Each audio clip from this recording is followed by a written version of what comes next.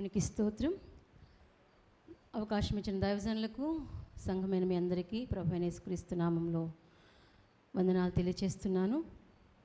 4వ మాటగా మనం చూద్దాము. మత్తయి సువార్త 27వ అధ్యాయము 46వ వచనంలో యేసు ఏలీ ఏలీ లామా సబక్తా అని బిగ్గరగా కేక వేసెను.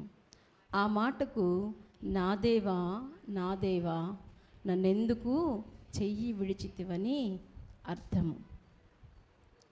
అప్పటి వరకు కల్వరి సిలువలో ఆయన మొదటిగా ప్రజలను ఉద్దేశిస్తూ ఆయన మాట్లాడారు తండ్రితో. రెండవదిగా పశ్చాత్తాపడినటువంటి వ్యక్తితో మాట్లాడారు.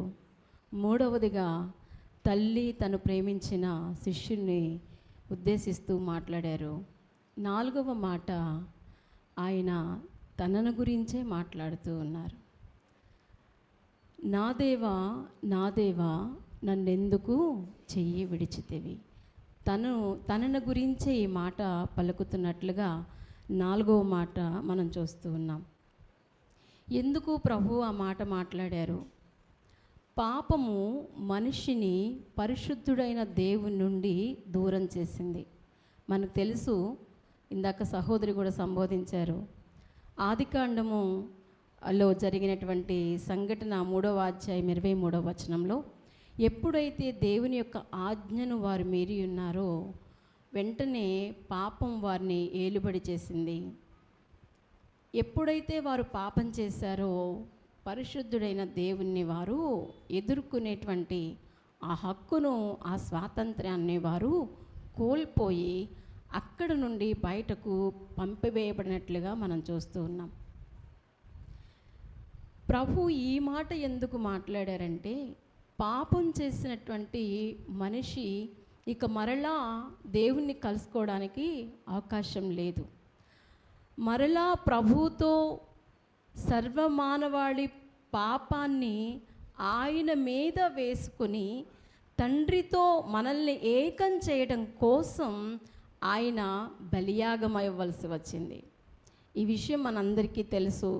లేఖనాలను మనం చాలాసార్లు వింటూ వస్తూ ఉన్నాం. బాప్తిస్మిచ్చి యోహాన్ అంటాడు, లోక పాపమును మోసుకొని పోవు దేవుని గొర్రె పిల్ల. ఏం మోసుకొని వెళ్తున్నాడు ఆయన? లోక పాపాన్ని మోసుకొని వెళ్తున్నాడు. ఆయన పరిశుద్ధుడు, ఆయన నీతిమంతుడు, ఆయన ఏ పాపం చేయలేదు. కానీ సర్వలోక మానవాళి యొక్క పాపము ఆయన మీద మోసుకొని వెళుతున్నారు. లోక పాపమును మోసుకొని పోతున్న దేవుని గొర్రె పిల్ల అంటూ బాప్తిస్మిచ్చి యోహాను మాట్లాడుతూ ఉన్నారు. యోహాను రాసిన సువార్త 1వ అధ్యాయం 29వ వచనంలో మనకు ఆ మాట కనబడుతుంది. అంటే లోక పాపం ఎప్పుడైతే ఆయన మీద మోపబడిందో ఆయన పాపము చేసిన వానిగా కల్వరి సిలువలో ఆయన కనబడతా ఉన్నారు. కొరింథీయులకు రాసిన 2వ పత్రిక 5వ అధ్యాయము 21వ వచనాన్ని మనం చూసినప్పుడు ఆ విషయం మనకు అర్థమవుతుంది. మన కోసం ఆయనను పాపంగా చేశాడు. ఆయన పాపం చేయలేదు. ఆయన పరిశుద్ధుడు. ఆయన నిన్న నేడు నిరంతరం ఆయన ఎప్పుడు కూడా పరిశుద్ధుడే. కానీ మన పాపం ఆయన మీదకి వెళ్ళడం చేత, ఆయన మొయ్యడం చేత ఆయన పాపము చేసిన వ్యక్తిగా, పాపమును మోసుకుంటున్న వ్యక్తిగా ఆయన మనకు కనబడుతున్నాడు. ప్రభువు తండ్రి అయిన దేవుని ఆ చెయ్యి విడిచిపెట్టడం, అప్పటి వరకు కలిగిన బాధ, ఎన్నో అవమానాలు, ఎన్నో దూషణలు, ఎంతో నలుగుడు, ఎంతో వేదన, ఆ ముండ్ల కిరీటం పెట్టినప్పుడు పడిన బాధ కంటే, నిందించబడుతున్నప్పుడున్న బాధ కంటే అన్నిటికన్నా మించిన బాధ ఈ 4వ మాటలో ఆయన పడుతున్నట్లుగా మనం చూస్తున్నాం. తండ్రి ఎడబాటు ఆయన భరించలేని బాధగా ఆయన భావించారు. ఆ బాధను భరించటం కంటే ఈ బాధను నాకు భరించటం కష్టమవుతుంది. లిప్త కాలం పాటు తండ్రి చెయ్యి విడవటం అనేది, తండ్రితో ఆయన, ఆయనతో తండ్రి, నేను నా తండ్రి మనం ఏకమై ఉన్నలాగునంటూ పలుమార్లు ఆయన మాట్లాడుతూ ఉన్నారు. ఆ ఏకమైనటువంటి దేవుడు ఆ లిప్త కాలం పాటు మనం చేసిన పాపం నిమిత్తమై ఆ చెయ్యి విడవటం అనేది ఆయన భరించలేక, ఆ బాధ తనకు ఎంతో వేదనను గురి చేసినందువలన ఎందుకు నన్ను చెయ్యి విడిచావు అంటూ ఆయన ప్రశ్నిస్తూ ఉన్నారు. ఎందుకు నన్ను శ్రమ పెడుతున్నావు, ఎందుకు నన్ను సిలువ మరణానికి గురి చేస్తున్నావు అంటూ ఆయన ఎప్పుడు మాట్లాడలేదు. తండ్రి చిత్తం నెరవేర్చడమే ఆయన ఇష్టంగా భావించారు. కానీ ఎప్పుడైతే చెయ్యి విడిచిపెట్టారో ఆ లిప్త కాలం పాటు ఎందుకు చెయ్యి విడిచావంటూ ప్రశ్నిస్తున్నారు. తండ్రితో ఎడబాటు ఆయన భరించలేకపోయారు. ఎంతో బాధన వేదనను ఆయన అనుభవించారు. కారణం, మనల్ని తండ్రితో ఏకం చేయడానికి, మనల్ని పరలోక రాజ్యంలో చేర్చడానికి, మనల్ని మహిమలోనికి మరలా ఆయన తీసుకుని వెళ్ళడానికి, మనల్ని ఏకం చేయడానికి ఆయన ఆ ఎడబాటును భరించవలసి వచ్చింది. ఈ మాటను మన జీవితాలకి మనం చూసుకున్నప్పుడు నాకు అనిపిస్తూ ఉంటుంది, క్షణకాలం పాటు తండ్రితో ఎడబాటు నీకు భరించలేని బాధగా అయ్యింది ప్రభువా. మేము మా జీవితాల్లో సంవత్సరాలు వెళ్ళిపోతున్నాయి. ఎడబాటు, ఇప్పుడు కాకపోతే మరలా కలుసుకుందాం దేవుణ్ణి.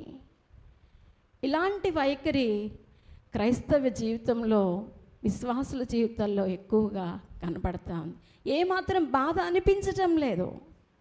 ఆత్మ సంబంధంగా మనం ఆలోచన చేసినట్లయితే దేవునితో ఎడబాటు, మన కొరకే ఆయన సిలువ మ్రానుపై వేలాడాడు. మనం పొందవలసిన శిక్ష, మనం పొందవలసిన బాధ ఆయన మోసి ఆ ఎడబాటును, ఆ బాధను ఆయన భరిస్తే మనము ఎలా నడుచుకుంటున్నాం? చాలా నిర్లక్ష్యంగా, లెక్కలేనితనంగా మనం వ్యవహరిస్తూ ఏ బాధ లేకుండా మనం తిరుగుతూ ఉంటే అది ఆయన్ను మరింతగా, ఆయన పడిన బాధకు మనం విలువనిచ్చే వరంగా ఉండడం లేదు అనేది నా భావన. యోహాను సువార్త 17వ అధ్యాయం 11 వచనం మనం ఒక్కసారి చూద్దాము. యోహాను సువార్త 17వ అధ్యాయం 11వ వచనం.